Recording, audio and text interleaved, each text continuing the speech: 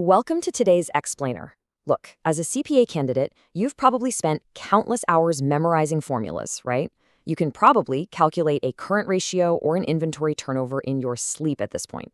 But here is the massive exam trap that catches so many people. You can calculate a mathematically perfect ratio, but draw the completely wrong business conclusion.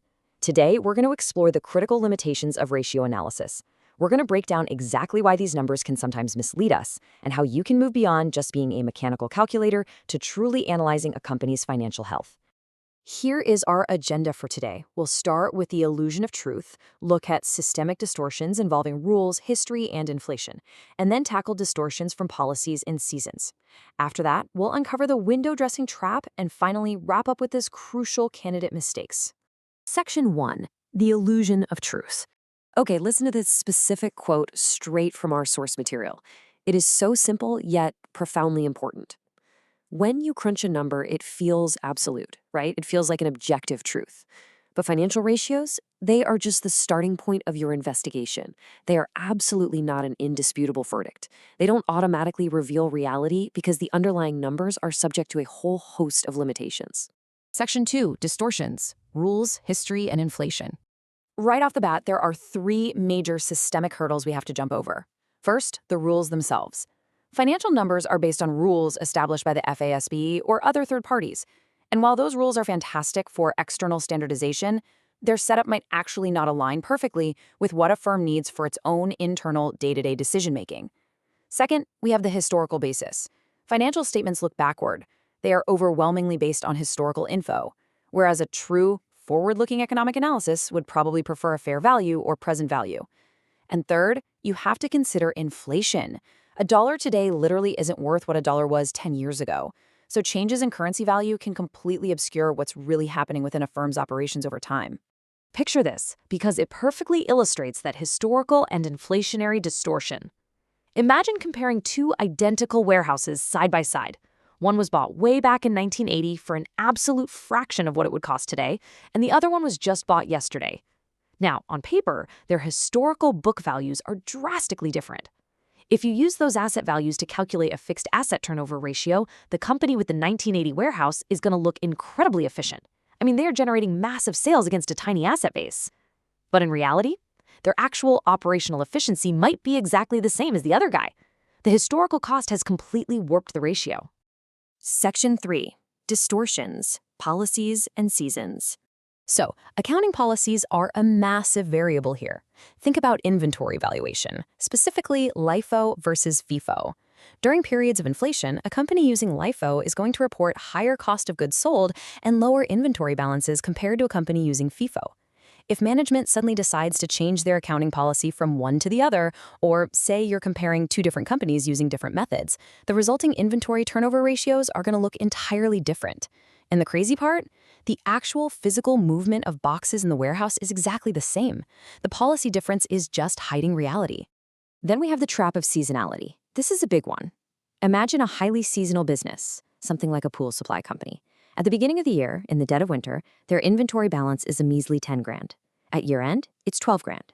But right in the middle of the year, during their peak season in July, they carry $85,000 in inventory to meet all that summer demand. Now, if you calculate inventory turnover using a simple average, just taking that beginning balance and the ending balance and dividing by 2, you get an average inventory of $11,000. That completely ignores the massive $85,000 spike in the summer. Relying on a simple average for highly seasonal businesses like this is entirely inadequate. It's going to give you a highly inflated, totally misleading turnover ratio. For these types of firms, you absolutely must average the monthly balances to get anywhere close to reality. Section 4. The window dressing trap. Okay, consider this scenario because it's a classic accounting mystery.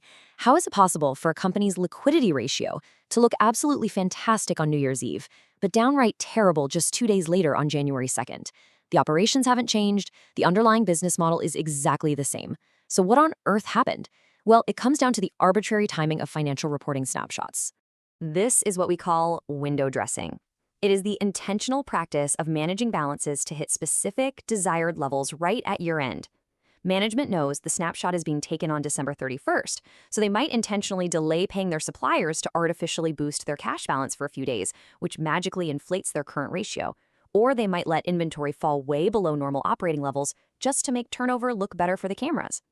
As an analyst, you have to remember that year-end balances are just single points in time. They very often do not represent the typical healthy level of the business throughout the entire rest of the year. Section 5. Common candidate mistakes. The crucial point here is how you apply all these detective skills on test day. Knowing these limitations is exactly how you avoid getting trapped by the examiners. You are expected to determine the numbers from the information given and then calculate the ratio. But the true test? The true test is whether you can interpret those numbers within their limitations. You've got to move beyond just being a calculator. So here is candidate mistake number 1. Assuming a ratio means the exact same thing across different industries. It is such a classic error to look at a 2-to-1 current ratio and declare, yep, this is good. While a 2-to-1 ratio is generally nice to have, the analytical reality is that context is everything. Capital intensity and operating cycles vary wildly from business to business. A grocery store chain with incredibly fast inventory turnover might operate perfectly safely with a current ratio way below that 2-to-1 mark. But a heavy machinery manufacturer, they might need a much higher ratio just to survive. Context is king. Candidate mistake number 2 is blindly comparing competitors. You see 2 companies in the exact same industry, you calculate their gross profit margins or their inventory turnover, and you immediately start ranking them. Stop right there. The analytical reality requires you to check their accounting methods first. Never, ever compare their efficiency without verifying if their underlying valuation methods actually match up. If one is using LIFO and the other is using FIFO, and you skip that check, you aren't actually comparing the companies anymore. You are literally just comparing their accounting choices. And that brings us to our final thought for today. Are ratios the final verdict of a company's health, or just the starting point of your investigation? Remember, the numbers will only ever tell you what happened on paper. It is your job as a financial analyst and as a future CPA to uncover why it happened, and more importantly, when those numbers might be actively misleading you. Keep that critical mindset, always look out for those underlying distortions, and you are going to absolutely nail this on exam day. Thanks for joining me on this explainer.